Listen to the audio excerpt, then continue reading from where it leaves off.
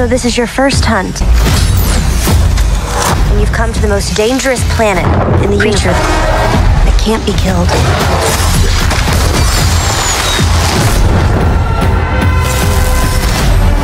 You're the prey.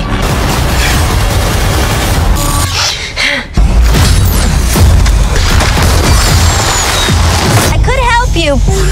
তো সিনেমার শুরুতে আমাদেরকে বলা হয় যে প্রিডেটরেরা, যাদেরকে আসলে বলা হয় ইয়োজ্জা, তারা কারোর শিকার হয় না। মানে প্রিডেটর খাদ্য শ্রেণীর সবচেয়ে উপরের লেভেলে থাকে এবং তাদের কোনো বন্ধুও নেই, তারা কেবলই শিকারী, আর এটাই তাদের গোত্রের নিয়ম। আর এরপর আমাদের প্রিডেটরদের নিজ গ্রহ গানা প্রাইমকে দেখানো হয়, আর সেখানে আমরা ড্রেক নামের একটা যোদ্ধাকে দেখি যে ওই গোত্রের রাজপুত্র, আর সেই হচ্ছে আমাদের এই সিনেমার মেন চরিত্র। তো ডেক খুব দ্রুত গতিতে চলছিল, আর তারপর সে একটা গুহায় এসে তার মুখোশ খুলে ফেলে, আর তারপর তার ভাইকে খুঁজতে গুহার ভেতরে এগিয়ে যায়। কিন্তু তখনই তার আপন বড় ভাই কই তাকে অদৃশ্য হয়ে আক্রমণ করে। তো এইখানে একটা বিষয় উল্লেখ্য, এই প্রিডেটরদের গোত্রের মধ্যে সমস্ত প্রিডেটরদের, মানে আমরা যেমন মানুষ, ওদেরকে বলা হয় প্রিডেটর, আর ওদের গোত্রের নাম হচ্ছে ইয়োজ্জা। তো সমস্ত প্রিডেটর ইয়োজ্জাতে নিজেদের প্রমাণ করার জন্য সারা জীবনে প্রশিক্ষণ নিতে হতো বা আগে চেয়ে বেটার করতে হতো। আর এছাড়া যখন তারা প্রাপ্তবয়স্ক বা 18 বছর হতো, তারপর তাদের নিজেদের একটা শিকার বেছে নিতে হতো এবং তাকে হত্যা করে সেটার মাথা দেখিয়ে গোত্রের অংশ হয়ে উঠতে হতো। মানে এটা তার নিজ গ্রহ হবে এরকম কোনো কথা নয়, যে কোনো গ্রহ হতে পারে, একটা ভয়ঙ্কর প্রাণীকে মারতে হবে, আর ওইটা করতে পারলেই কেবল তারা অদৃশ্য হওয়ার গ্যাজেট পাবে। আর তাছাড়া তার বড় ভাই কোয়ের কাছে ওই গ্যাজেটটা ছিল, কারণ সে এটা প্রমাণ করেছে। কিন্তু আমাদের যে নায়ক ডেক, সে ছিল ইয়ং, মাত্রই তার 18 বছর হয়েছে, তার কাছে এটা ছিল না। তবে যাই হোক, ডেকের কাছে ছিল হচ্ছে প্রিডেটরদের একটা হাইটেক লেজার গান, যেটা খুবই ডেঞ্জারাস। সে শুধুমাত্র এই গান দিয়ে ভাইয়ের সঙ্গে লড়াই করছিল এবং এই লড়াইটি এত তীব্র ছিল যে যেখানে অনেকক্ষণ লড়াইয়ের পরেও ডেক তো পারে না, কারণ তার বড় ভাই কোই অনেক শক্তিশালী, এবং ফাইনালি তার বড় ভাই কোই তার ছোট ভাই ডেককে পরাজিত করে ওকে উপর থেকে নিচে ফেলে দেয়। আর এই কারণে ডেক মনে খুব দুঃখ পায়। আর এর কারণটা হচ্ছে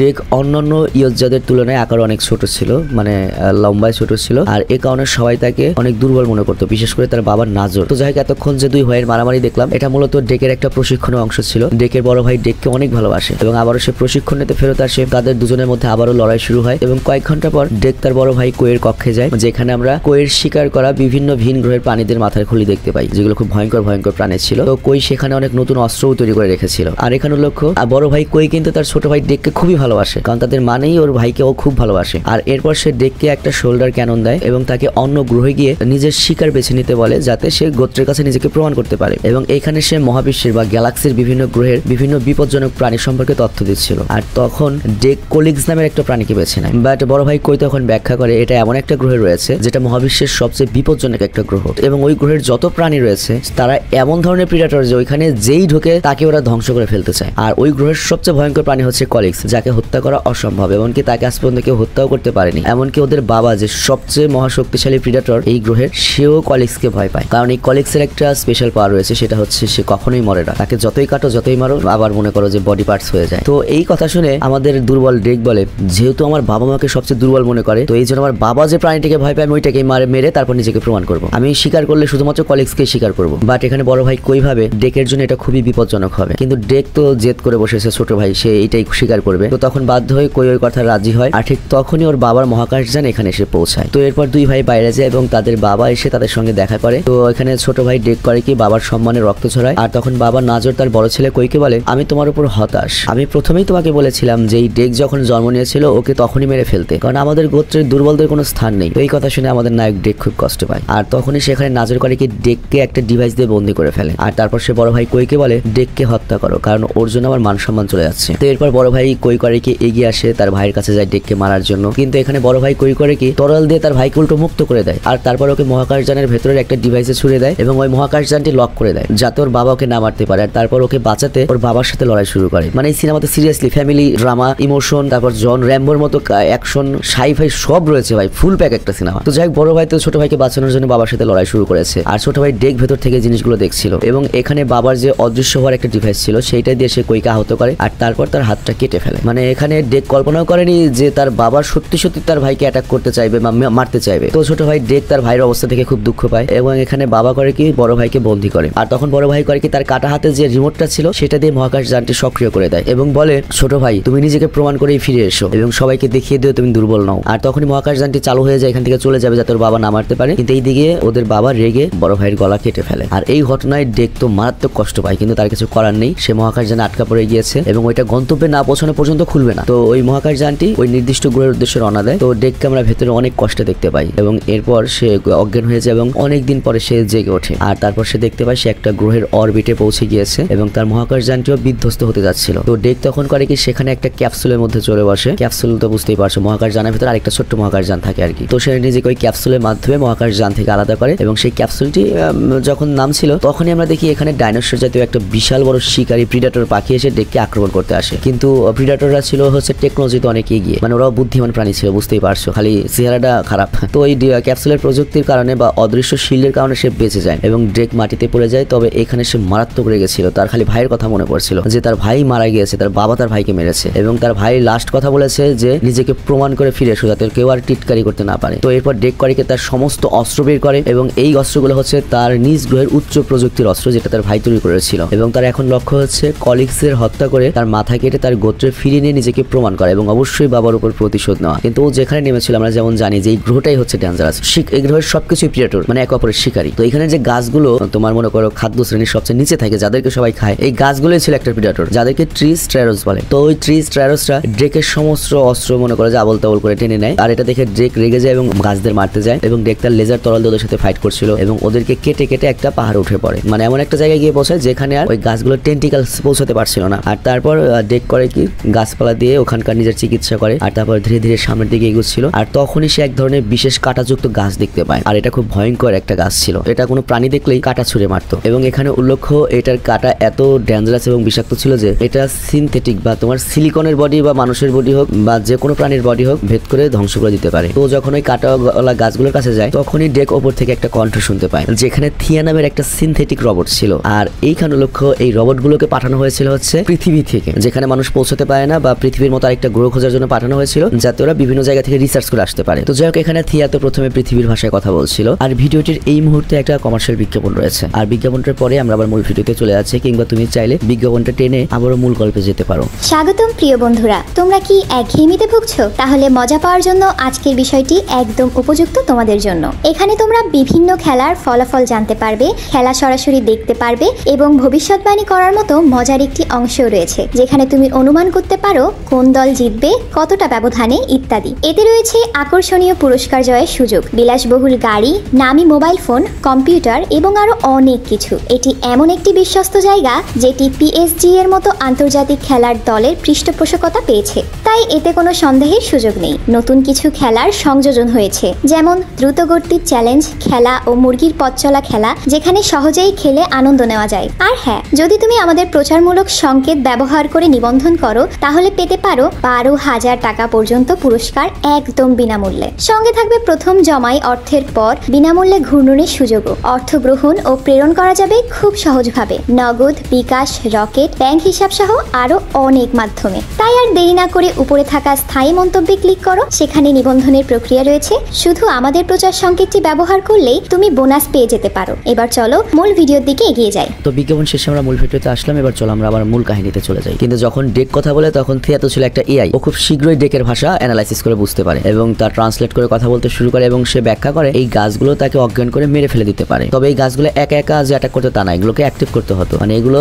ঘুমিয়েই থাকতো, মানে একটা লজ্জাবতী গাছের মতো, তুমি অ্যাটাক করলে বা টাচ করলেও অ্যাকশন নেবে। অনেক বড় পাখি ছিল যে এই গাছগুলোকে ফাঁদ হিসেবে ব্যবহার করতো, মানে ওখান থেকে যদি কোনো শিকার যায় গাছগুলোকে অ্যাক্টিভ করে দেবে। তো ওই পাখি করে কি গাছগুলোর উপর পাথর ফেলে এবং সেগুলোকে সক্রিয় করে, তারপর শিকারকে অজ্ঞান করে খেয়ে ফেলে। তো থিয়া এটা ব্যাখ্যা করে আর তারপরে ডেক করে ওই জায়গা থেকে দৌড়ানোর চেষ্টা করে, কিন্তু তখনই একটা কাঁটা তার গায়ে লাগে এবং কাঁটা লেগেছে গায়ে, তার মানে অজ্ঞান হয়ে যাবে। তবে তার আগে থিয়া বলে প্লিজ আমাকে মুক্ত করো, আমাকে সাহায্য করো। আর তখন ডেক করে কি তার একটা অটোমেটিক ব্লেড বের করে থিয়ার দিকে ছুঁড়ে মারে আর ডেক সেখানে অজ্ঞান হয়ে যায়। আর তারপর সেই নরঘাতক পাখিটা যখন ডেককে খেতে আসে তখনই থিয়া করে কি সেটাকে ধরে ফেলে এবং নৃশংসভাবে হত্যা করে। আর তারপর থিয়া এসে করে কি ডেকের দিকে তাকায় আর কিছুক্ষণ পরে ডেকের জ্ঞান ফিরে আসে। তো থিয়া এখানে ব্যাখ্যা করে যে এইখানে যে গাছগুলো অজ্ঞান করে সেই গাছগুলো আবার দিয়ে তোমাকে জ্ঞান ফেরানো যায়, মানে ওই গাছগুলোর একটা বিশেষ আবার কাটা রয়েছে যেটা দিয়ে আবার জ্ঞান ফিরে। তো যাই হোক এখানে থিয়া ডেকের সঙ্গে থাকতে চায়, কিন্তু ডেক যেহেতু একজন ইয়োজা বা প্রিডেটর আর এই জন্য সে একাই কাজ করতে চায়। আর এখানে আমরা দেখতে পাই যে থিয়ার কোনো হাত পা নেই, তার অর্ধেক শরীর বিচ্ছিন্ন। তো থিয়া এখানে ব্যাখ্যা করে যে তাদেরকে পৃথিবী থেকে মানুষেরা গবেষণার জন্য পাঠিয়েছিল এবং সে এখানে গবেষণার জন্য এসে কলিগস নামে একটা প্রাণীর মুখোমুখি হয় এবং তার সাথে লড়াই সে তার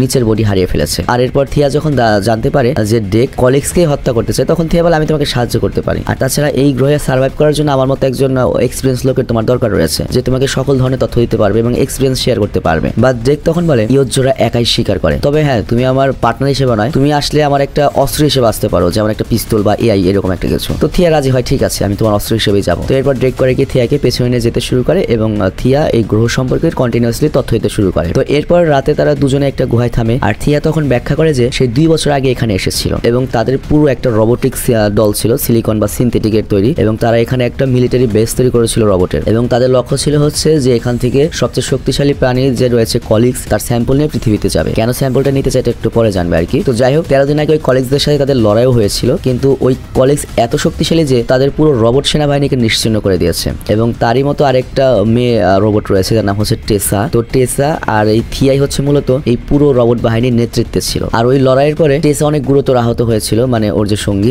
তবে ও এখন কেমন রয়েছে, বেঁচে রয়েছে কি না রয়েছে আমি জানি না, তবে আমার বর্তমানে এই অবস্থা রয়েছে এবং ওদের কাছ থেকে বিচ্ছিন্ন হয়ে গিয়েছি। এবং কলিগস এত শক্তিশালী যে আমরা পুরো সেনাবাহিনী নিয়ে ওর সাথে পারিনি। তো যাই, এরপর ড্রেক করে কি ঘুমিয়ে পড়ে আর থিয়া করে কি ওর যে সহকর্মী টেসা তার কথা ভেবে হাসতে শুরু করে এবং থিয়া বিশ্বাস করছিল যে টেসা এখনো বেঁচে রয়েছে। আর অন্যদিকে আমরা দেখি টেসার অবস্থা খুবই খারাপ। আর তারপর তাকে কিছু রোবট, মানে এই পুরুষগুলো যে দেখতে পাচ্ছ তারা রোবট, তারা একটা পেজে নিয়ে আসে এবং ডিভাইসের ভিতরে রাখে একটা, এবং টেসাকে সেই ডিভাইসের ভিতরে রাখলে সে পুনরায় সক্রিয় হয়ে যায় এবং এরপর তার সমস্ত তথ্য পরীক্ষা করা হয়। আর জ্ঞান ফেরার পরেই টেসা থিয়ার ব্যাপারে খুব চিন্তিত ছিল যে থিয়ার কি এখন আমাদের ডেকের সঙ্গে রয়েছে। আর ওদের যে বস, যে একটা এআই, তাকে বলা হয় মাদার। তার কোনো ফিজিক্যাল বডি নেই, কিন্তু সে মনে করো সফটওয়্যার হিসেবে পুরো সবকিছু নিয়ন্ত্রণ করে, একটা আই রোবটের ওই সিপিওর মতো। তো যাই হোক, সে টেসার সঙ্গে কথা বলতে শুরু করে এবং টেসাকে বলে যেভাবেই হোক একটা কলিগস ধরে বা ওই কলিগস ধরে আমাদের পৃথিবীতে নিতে হবে, ওটার স্যাম্পল নিতে হবে, ডিএনএ স্যাম্পল নিতে হবে, নয়তোবা তোমাদেরকে নিষ্ক্রিয় করা হবে। আর তখন টেসা থিয়ার ব্যাপারে মাদারকে জিজ্ঞাসা করে। তো এখানে মাদার তো মনে করো একটা সফটওয়্যার, সে থিয়া যে এখনো অ্যাক্টিভ রয়েছে, কোথায় রয়েছে এটাও জানে। তো ওকে অ্যাক্সেস করে সে বলতে পারে যে ও একটা ইয়োজ্জার সাথে রয়েছে, মানে প্রিডেটরের সাথে রয়েছে,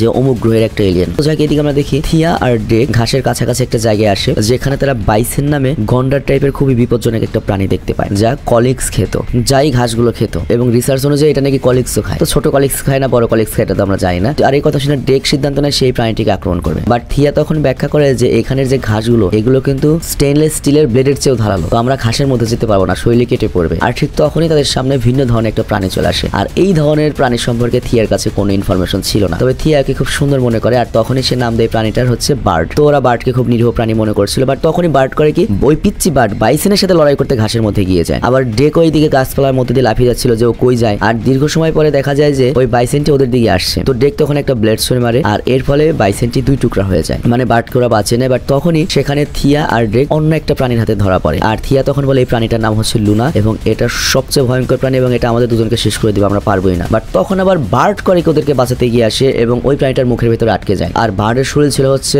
মারাত্মক শক্ত, আর এই কারণে লুনার মানে ওই প্রাণীটার দাঁত ভেঙে যায় আর এই কারণে সে থিয়া আর ড্রেককে নিচে ফেলে দেয়। তো যাই হোক, তখনও কিন্তু ড্রেক বার্ডকে পছন্দ করছিল না বা আপন করে নিচ্ছিল না। আর এরপর আমরা দেখি মানে ওকে কিরকম কেয়ার করছিল না। আর তারপর দেখি ড্রেক তো ওই লুনার কাছ থেকে পালানো শুরু করে এবং তারা ঘাসের কাছে পৌঁছায়, কিন্তু লুনা আবারও ড্রেককে ধরে ফেলে। কিন্তু তারপর ড্রেক হার মানে এখানে একটা ফাইটিং করে এবং ফাইট করে সে ওটার উপরে গিয়ে লুনাকে কেটে ফেলে এবং মেরেই ফেলে। আর এই ফাইটগুলোর পরে ড্রেক বুঝতে পারে যে হ্যাঁ, সে ফাইটার হচ্ছে, আগের চেয়ে শক্তিশালী হচ্ছে এবং একটা ভালো ইয়োজ্জা হচ্ছে। আর অন্যদিকে টেসা এসে ড্রেকের সেই মহাকাশ যানটা দেখতে পায়, মানে সুস্থ আসার পরে ড্রেকের মহাকাশ যানটা দেখতে পায়। আর আমরা তো জানি মহাকাশ যান না, ক্যাপসুল হবে আর কি। আর যে জায়গাটাতে ওই টিস্টাররা আক্রমণ করেছিল গাছরা, সেখানে তো সব যন্ত্রপাতি রয়েছে। তো টেসারা যখন ওই যন্ত্রপাতি দেখছিল তখন ওই গাছটা করে কি ওদেরও আক্রমণ করে এবং টেসাদের সেনাবাহিনীদের হত্যা করা শুরু করে। আর তখন টেসা এবং তার যে রোবোটিক সেনাবাহিনী তারা করে কি ওই গাছদেরও আক্রমণ করা শুরু করে এবং গবেষণার জন্য নমুনা হিসেবে নিতে শুরু করে। আর এইদিকে আমরা দেখি থিয়া বার্ডের খুব প্রশংসা করছিল, কারণ বার্ডও হেল্প করেছে ওদেরকে বাঁচানোর জন্য। আর এখানে একটা বিষয় লক্ষ্য, প্রিডেটর বা ইয়োজ্জারা এমন ধরনের প্রাণী, তারা সাধারণত অন্য কোনো প্রাণীর সাথে কখনো সম্পর্ক করে না। তবে তারপরেও ড্রেক প্রথমবারের মতো বার্ডকে খাবার দেয় আর তখন বার্ড করে কি ড্রেকের মুখে থুতু দেয়। তো ড্রেক তো খুব রেগে যায়, বাট থিয়া তখন থামায় এবং বলে দেখো এইটা হচ্ছে ওদের নিয়ম, ও তোমাকে থুতু দিয়েছে, এর মানে হচ্ছে ও তোমাকে তোমার গোত্রের অংশ মনে করে। আর এই গোত্রের কথা শুনে ড্রেক দুঃখী হয়ে যায়, কারণ তার কোনো গোত্র নেই, তার নিজের গোত্র বা তার নিজের বাবা তাকে গোত্রে নিবে না এবং মেরে ফেলতে চেয়েছিল, তার ভাইকে মেরে ফেলেছে। তো যাই হোক, থিয়া তখন জিজ্ঞাসা করে যে তোমরা কি গোত্রে বসবাস করো বা সামাজিক প্রাণী? ড্রেক তখন তার গল্প বলে, তার নিজের গল্প, কিভাবে তার বাবা তাকে মারতে চেয়েছিল, তার ভাই তাকে বাঁচাতে গিয়ে নিজেকে স্যাক্রিফাইস করেছে এবং বর্তমানে তার কোনো গোত্র নেই, তবে সে কলিগসকে মেরে নিজেকে প্রমাণ করবে এবং তার গোত্রের অংশ হবে এবং সে তার বাবার সামনে গিয়ে শক্তিশালী হয়ে দাঁড়াতে চায়। আর এইদিকে থিয়া বলে আমার একটা প্ল্যান রয়েছে, সেটা হচ্ছে যত তাড়াতাড়ি সম্ভব আমি টেসার কাছে পৌঁছাতে চাই আর তোমার স্বপ্নের পূরণের জন্য দ্রুত কলিগসের কাছে পৌঁছানো দরকার। তো এখানে ড্রেক থিয়াকে বলে তুমি যেভাবে বারবার টেসার কথা বলছো মনে হচ্ছে টেসাকে তুমি খুব ভালোবাসো, তুমি মনে হয় ওকে নিজের বোন মনে করো। থিয়া বলে হ্যাঁ, আমি তাই মনে করি, সে আমার বোনের মতোই। আর এরপর ড্রেক করে কি ঘুমাতে যায় আর বার্ড ওর স্টাইল নকল করছিল। তো এটা দেখে ড্রেক খুব হাসে, মানে জীবনে প্রথমবারের মতো হাসে। আর এইদিকে টেসা কিছুক্ষণ পরে ড্রেকের যে অ্যাকচুয়াল মহাকাশযান মানে বড়টা যেটা বিধ্বস্ত হয়েছে সেটা খুঁজে পায় এবং ভেতরে গিয়ে সে ড্রেকের বড় ভাইয়ের শিকার করা ভয়ঙ্কর প্রাণীর মাথার খুলি পায় এবং এর সাথে প্রিডেটরদের অনেক অস্ত্র পেয়ে যায়, যার মধ্যে শোল্ডার ক্যানন ছিল যেটা সবচেয়ে ভয়ানক, এবং সেখানে আইস বোমও খুঁজে পায় যেটা আরো ডেঞ্জারাস, যেটা যে কোনো কিছুকে মারলে একবারে বরফে জমে যাবে। তো টেসা মনে করে এগুলো রাখা দরকার। আর অন্যদিকে ডেক করে কি থিয়াকে তুলে নেয় এবং এখনো ডেক কিন্তু ওকে অস্ত্র হিসেবে মনে করতো। হ্যাঁ, মানে ওকে কোনোভাবেই ওর পার্টনার বা একজন সহকর্মী হিসেবে নিচ্ছিল না। আবার তাছাড়া সে বার্টকেও সাথে নিতে চাচ্ছিল না। তবে তারপরে ওদের দুজনকে অস্ত্র হিসেবে ও করে কি কলিগসদের খুঁজতে রওনা দেয়। তো এরপর তারা দুজনে একটা জলপ্রপাতের কাছে এসে গোসল করছিল, আর তখন ডেক দিয়ে সবকিছু দেখে এবং কলিগসকে মারার কথা বলছিল। তো থিয়া তখন জিজ্ঞাসা করে তোমার বাবা কেন তোমার ভাইকে হত্যা করলো? ডেক তখন ব্যাখ্যা করে যে আমার ভাই আমাকে ছোটবেলা থেকে বাঁচিয়ে রেখেছিল এবং তার আশা ছিল আমি নিজেকে শক্তিশালী করে আমি নিজেকে প্রমাণ করতে পারবো, কিন্তু আমি নিজেকে প্রমাণ করতে পারিনি, যার জন্য আমাকে বাঁচাতে আমার ভাইয়ের নিজের জীবনকে স্যাক্রিফাইস দিতে হয়েছে। আর এর জন্য আমি কলিগসকে হত্যা করে নিজেকে প্রমাণ করব যে আমি আমার গোত্রের অন্যতম শক্তিশালী একজন পার্সন বা যোদ্ধা। আর তখন দিয়া ব্যাখ্যা করে, দেখো তোমাকে আমি একটা কথা বলি, তুমি তো প্রিডেটর একা লড়াই করো, কিন্তু পৃথিবীতে এক ধরনের প্রিডেটর রয়েছে যাদেরকে নেকড়ে বা উল বলা হয়, আর তারা একা না, তারা দলগতভাবে থাকে। তো ওই দলের আবার একটা আলফা নেকড়ে থাকে বা উল্ফ থাকে যার কথা সবাই শুনে। তো ডেক তখন আবার জিজ্ঞাসা করে আলফা নেকড়ে কি সবচেয়ে বেশি শিকার করে? তো থিয়া তখন ব্যাখ্যা করে ব্যাপারটা এরকম না, আলফা যে নেকড়ে থাকে সে থাকে কমান্ডার, সে পুরো তার দলের যত্ন নেয় এবং একটা দলগতভাবে লিডার হিসেবে এগিয়ে নেয় এবং তারা একটা দলগত পারফরমেন্স হিসেবে কাজ করে, কোনো এক পারফরমেন্স নয়। বাট ডেক এখানে বলে না, আমার এটাতে কোনো ইন্টারেস্ট নেই, আমি জাস্ট অনেক বেশি শিকার করতে চাই, আমি হান্টার আলফা হতে চাই। মানে এখানে থিয়া বুঝিয়েছিল যে আমরা তিনজনের একটা টিম করি, তুমি লিডার হও, কিন্তু ডেক ওটা অস্বীকার করলো যে সে একাই 100। আর এটাই কিন্তু প্রিডেটরের ক্যারেক্টার। অ্যাকচুয়াল প্রিডেটর সিনেমা আমরা আগে যারা দেখেছি তারা জানে আর কি, ওরা মারা যাবে কিন্তু কারো কাছে ছোট হবে না। তো যাই হোক, এরপর সে থিয়াকে নিয়ে এগিয়ে যায় এবং দীর্ঘ যাত্রার পরে তারা দুজনেই এমন একটা জায়গায় পৌঁছায় যেখানে অনেক মৃত সিনথেটিক রোবটের দেহ পড়েছিল। তো থিয়া এটা দেখে বলে কলিগস নিশ্চয়ই এর কাছাকাছি রয়েছে, কারণ এখানে আমাদের কলিগসের সাথে লড়াই হয়েছিল। আর ঠিক এখানেই থিয়া তার কাটা পাগুলো খুঁজে পায় এবং সেখানে তাদের একটা ক্যাপসুল ছিল। ওই ক্যাপসুলের ভেতরে একটা মেশিনে ঢুকে সে তার শরীরকে পায়ের সাথে জুড়তে শুরু করে, কারণ তার পা তখন অ্যাক্টিভ বা জীবিত ছিল। আর এতক্ষণ থিয়ার সাথে কথা বলতে বলতে ডেকো মনে করো থিয়াকে বন্ধু ভাবতে শুরু করেছে, অনেকটা যেমন আমরা চ্যাটজিপিটির সাথে কথা বলতে বলতে প্রেমিকা মনে করে ফেলে আর কি। তো যাই হোক, ডেক যে কোনো ভাবে নিজেকে প্রমাণ করে গ্রহ ফিরে যেতে চায়, তো তার হাতে বেশি সময় নেই। আবার থিয়াও এই কথা বলে যে ডেক তোমার এখান থেকে দ্রুত চলে যাওয়া উচিত, কারণ আমি আমার লোকদেরকে এখানে ডেকেছি আর তুমি কলিগসকে মারতে পারবে না, কলিগস খুবই বিপজ্জনক, তুমি একা ওকে মারতে গেলে মারা পড়বে। তো আমি আমার লোকদেরকে দেখেছি, ওর সাথে তুমি কলিগসদের মেরো বা এরকম কোন একটা কিছু। বাট ডেক তখন রেগে যাক, বলে তুমি আমার সাথে বিশ্বাসঘাতকতা করলে, আমি তোমার জীবন বাঁচালাম আর তুমি এরকম একটা বিশ্বাসঘাতকতা করলে, তুমি জানো ওই কলিগসকে আমি একা মারবো। বাট থিয়া তখন বলে তোমার কোনো আইডিয়া নেই, এটা তোমার ধারণার চেয়ে বেশি বিপজ্জনক একটা প্রাণী, আমরা পুরো হাইটেক অস্ত্র নিয়ে সেনাবাহিনী নিয়ে ওর সাথে পাইনি, তুমি যদি ওর সাথে লড়াই করো তুমি এক চান্সে মারা পড়বে। বাট ডেক এখানে বলে আমি সম্মানের সঙ্গে এখানেই মরতে পছন্দ করব, আর যদি আমার পথে তোমার বোন বা তোমার দলের কেউ আসে আমি তাদেরকেও মেরে ফেলবো। তো যাই হোক, এরপর ডেক করে কি সেখান থেকে বেরিয়ে আসে এবং গ্যাস দেখতে পায়। আর ডেক তখন একটা সেখানে বিশাল বিস্ফোরণ ঘটায় এবং কলিগসের সাথে তরোয়াল নিয়ে যুদ্ধ করতে প্রস্তুত হয়ে যায়। আর ঠিক তখনই কলিগ সেই জায়গায় এসে পৌঁছায় আর ডেকও তার সাথে লড়াই করার জন্য চিৎকার করতে শুরু করে। আবার এইদিকে থিয়া যে ডেককে হেল্প করবে সেটাও সে পারছিল না, তার দুই পা তখনও জোড়া লাগছিল। তো যাই হোক, এইদিকে আবার ডেক আর কলিগসের মধ্যে লড়াই হচ্ছিল এবং এখানে আমরা দেখতে পাই কলিগস কিন্তু ডেকের তরোয়ালটি কেটে দেয়। আর তখন ডেক আবার এগিয়ে যায় এবং ভাঙা তরোয়াল দিয়ে কলিগসকে আহত করতে থাকে এবং কলিগসের লেজও কেটে ফেলে। কিন্তু সেখানে আমরা দেখি আমাদের আশ্চর্য করে দেয়, লেজটা আবার একত্র হয়ে যায়, মানে আবার জোরে লেগে যায়। আর এটাই হচ্ছে এই কলিগসের পাওয়ার। তো যাই হোক, এরপর কলিগস করে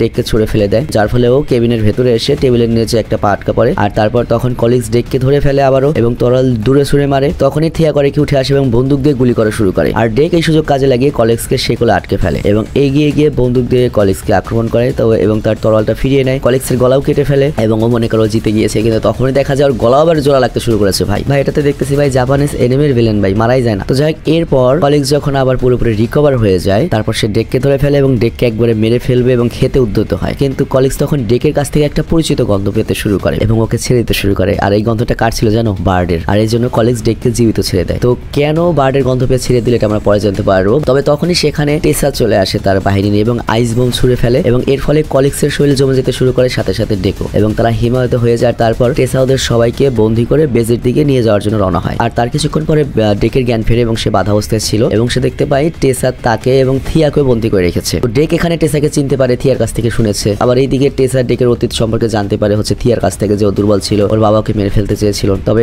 সেটা কথা টেসার কাছে কোনো কিছুই যায় না। টেসার জাস্ট নতুন নতুন প্রাণী লাগবে এবং নতুন নতুন প্রাণীর স্যাম্পল বা পরীক্ষা নিরীক্ষা করবে, যাতে অন্যান্য প্রাণীর ভেতরে কি আলাদা এক্সট্রা পাওয়ার রয়েছে সেটা গবেষণা করে মানুষদের ভেতর সেই পাওয়ারটা বাড়ানো যায়। মানে মানুষরাই তো রোবটদেরকে পাঠিয়েছে ওখানে তাদের গবেষণার জন্যই। মানে বুঝতে পারছো, এখন আমাদের ডেক বা প্রিডেটর একটা টেস্টিং সাবজেক্ট লাইক কলিগস। টেসাকে কিন্তু এই প্রিডেটরের তথ্য থিয়া নিজে দেয়নি। থিয়া যেহেতু একটা রোবট, ওর ব্রেন থেকে সব নিয়ে নেওয়া হয়েছে। তো টেসা এরপর করে থিয়াকে সক্রিয় করে। তো থিয়া টেসাকে দেখে তো খুব খুশি হয় এবং থিয়া টেসাকে সেখানকার প্রাণী সম্পর্কে বলছিল যেটাও নতুন নতুন দেখেছে। আর তখন থিয়া ডেককে দেখতে পায় এবং দেখতে পায় যে ডেককে আটকে রাখা হয়েছে কেন আটকে রাখা হয়েছে এটা জিজ্ঞাসা করলে টেসা ব্যাখ্যা করে যে তারা প্রথমে কলিগসকে নিয়ে গবেষণা করবে যে ওর শরীরে যে একটা পাওয়ার রয়েছে, অঙ্গ কেটে গেলে আবার অটোমেটিক্যালি জোড়া লাগছে, বা রিজেনারেট যে পাওয়ার রয়েছে, রিকভারির যে পাওয়ার রয়েছে, সেটা দিয়ে সেরা মানুষদের জন্য উন্নত একটা চিকিৎসা আবিষ্কার করবে। এবং এর সাথে ডেকের ভেতরে কি রয়েছে সেটাও তারা গবেষণা করে মানুষদের জন্য কোনো ওষুধ তৈরি করবে। এরপর সে ডেককে অজ্ঞান করতে শুরু করে, বাট থিয়া বলে ওকে ছেড়ে দাও, কারণ ও অনেক দুর্বল রয়েছে, বর্তমানে লড়াই করেছে। কিন্তু টেসা ডেককে শক দিয়ে দুর্বল করতে থাকে, বাট থিয়া এখানে বারবার বারণ করছিল, কিন্তু তারপর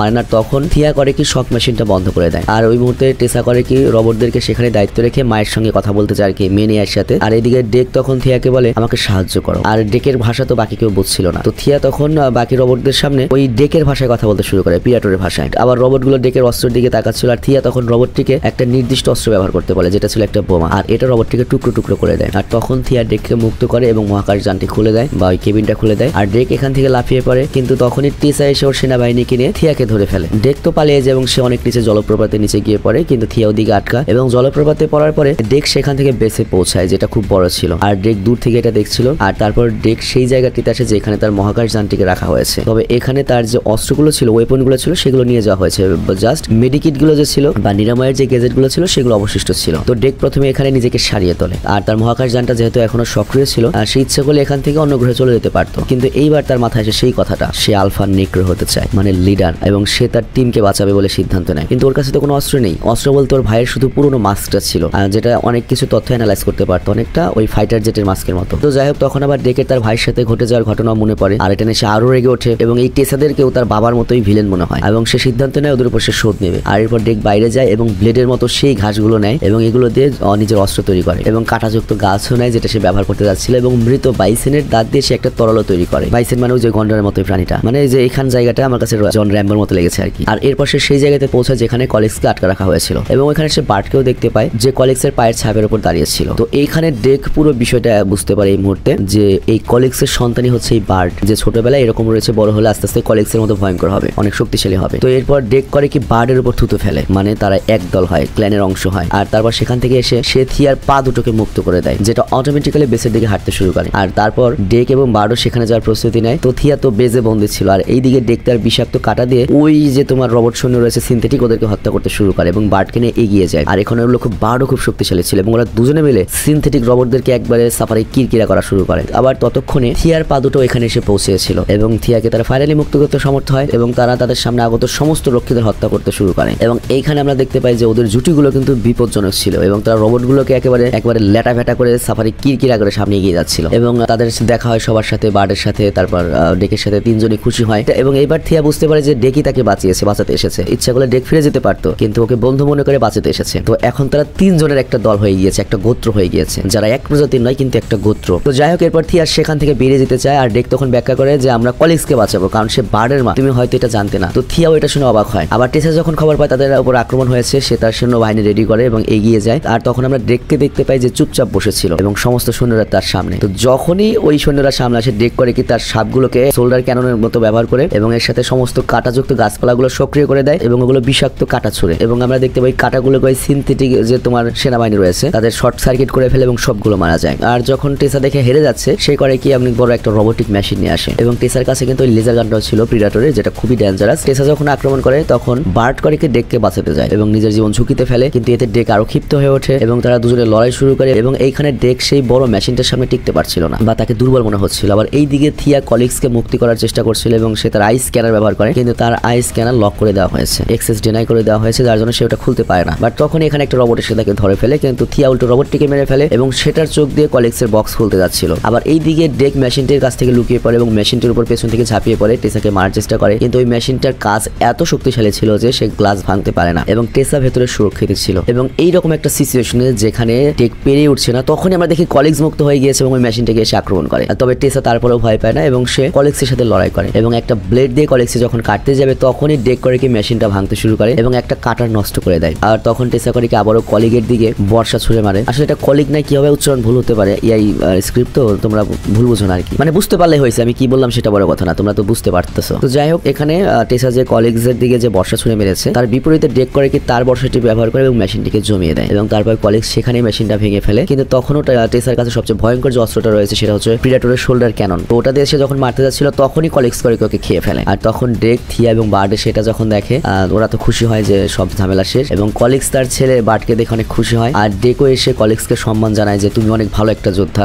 মানে ডেক তো মনে করেছিল ওরা একটা প্রাণী, বাট দেখতে পেলো যে ওরা স্মার্ট, মানে মানুষের মতো প্রাণ রয়েছে। কিন্তু তখনই হঠাৎ করে কলিগসের কেমন যেন অদ্ভুত লাগা শুরু করে এবং তার ভেতর থেকে কোনো একটা কিছু চিৎকার বা শব্দ আসতে শুরু করে এবং মুহূর্তের মধ্যে আমরা দেখতে পাই কলিগস টুকরো টুকরো হয়ে যায়। অ্যাকচুয়ালি টেসা ভেতর থেকে প্রিডেটরের যে মারাত্মক ওয়েপন গুলো রয়েছে লাইক ফ্রোজেন বোম প্লাস হচ্ছে শোল্ডার ক্যানন, এটা দিয়ে কলিগসকে ভেতর থেকে মেরে ফেলেছে। আর এটা দেখে বার্ট খুব কষ্ট পায় যে তার মা মারা গিয়েছে। আর তারপর টেসা করে কি থিয়াকে ধরে এবং বলে বিশ্বাসঘাতকতার একমাত্র শাস্তি হচ্ছে মৃত্যু। কিন্তু ঠিক তখনই সেখানে ডেক তার তরোয়াল দিয়ে ওকে একবারে লেটাফেটা করে ফেলে এবং নগদের শোল্ডার ক্যাননটা ফিরিয়ে নেয়। আর তারপর বার্ট করে কি তার মায়ের মৃত্যুর প্রতিশোধ হিসেবে টেসার গলা কেটে দেয়। তো যাই হোক, ডেক এতেও খুশি হয় এবং বার্টকেও একটা ভালো যোদ্ধা হিসেবে সম্মান জানায়। আর তখন থিয়া বলে তুমি এখন একটা সত্যিকারের শক্তিশালী যোদ্ধা হয়ে গিয়েছো, যোদ্ধা যোদ্ধা হয়ে গিয়েছো। ডেক বলে না, আমি এখনো পুরোপুরি হইনি। তো যাই হোক, আরো কিছু আমাকে করতে হবে। তো এর 1 মাস পর আমরা দেখতে পাই ডেক তার নতুন যে গোত্র, সেই গোত্র নিয়ে এবং তার পুরনো গোত্রের কাছে আসে। তো তখন তার বাবা সহ গোত্রের বাকি সবাই তো অবাক হয়ে যায় যে ও বেঁচে ফিরলো কিভাবে। তো ডেকের জাহাজ যখন অবতরণ করে তখন ডেক বলে আমি আমার শিকার সম্পন্ন করেছি। বাট ওর বাবা তখন বলে তুই যা মনে হয় তাই করিস, তুই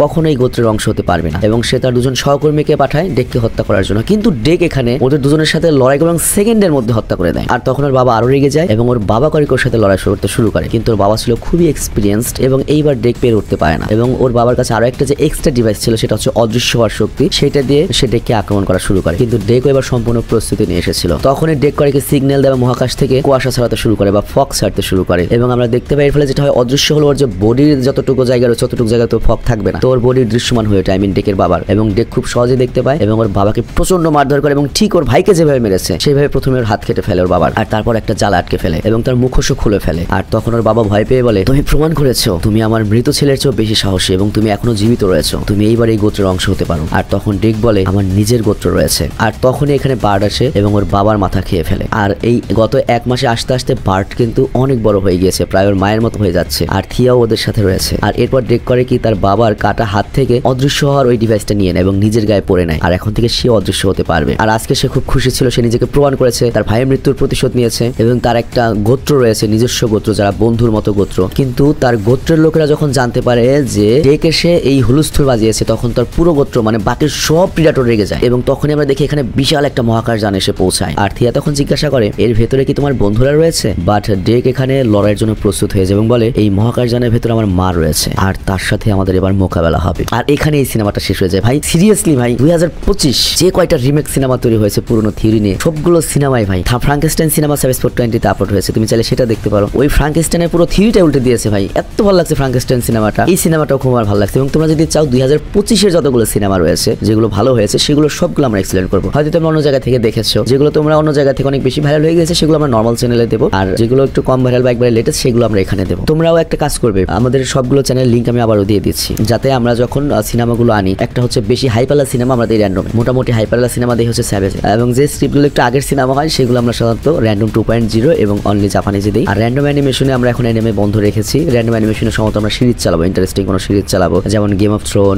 অনেকে গেম অফ থ্রোন দেখনি। তারপর হচ্ছে তোমার আরো অনেক সিরিজ আছে যেমন উইসার বা এই টাইপ যে সিরিজগুলো রয়েছে ফ্যান্টাসি টাইপের, সেই সিরিজগুলো ওখানে চালাবো আমরা আর কি, আশা করছি। তো যাই হোক, আমি বিদায় নিচ্ছি। এবং সিনেমাটি কেমন লেগেছে এবং ফার্স্ট এআই স্ক্রিপ্ট হিসাবে মানে কতখানি ভালো হয়েছে আমি জানি না, কারণ কথাগুলো সুন্দর মতো হয়নি, অনেক কথা ওরা গুছিয়ে লিখতে পারে না। মানে আমাকে যে স্ক্রিপ্টটা পাঠিয়েছে সে বলেছে সে এটা এই দিয়েই করেছে। তো যাই হোক, আমি বিদায় নিচ্ছি, ভালো থেকে সুস্থ থেকো, টেক কেয়ার, বাই বাই। এবং পরবর্তীতে কোন সিনেমা সম্পর্কে জানতে চাও এবং 2025 কোন সিনেমাটি আমার দর্শক পছন্দ করবে তোমরা যদি কেউ জেনে থাকো সেটা অবশ্যই কমেন্টে সাজেস্ট করবে। আমি বিদায় নিচ্ছি, আল্লাহ হাফেজ। এবং আমার সবগুলো চ্যানেলের লিঙ্ক আমার ডিসক্রিপশন এবং পিন কমেন্টে দিয়ে দিচ্ছি।